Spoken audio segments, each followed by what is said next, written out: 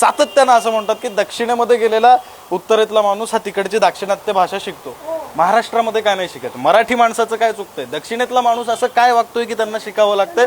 महाराष्ट्रात नेमकं काय चुकतंय? मराठी माणसाला एकदम असा धूल समजतात, म्हणजे त्यांच्या काय असं काही नाही.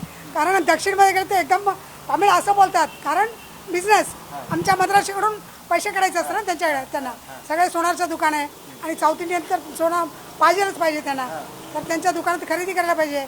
तर मैत्री असं संबंध चांगला ठेवायसाठी मद्रासी शिकतात, त्यांच्याशी तामिळमध्ये बोलतात आणि बिझनेस करून घेतात, कमवतात. गाडी घोडा बंगला सगळं तिकडेच करून घेतात.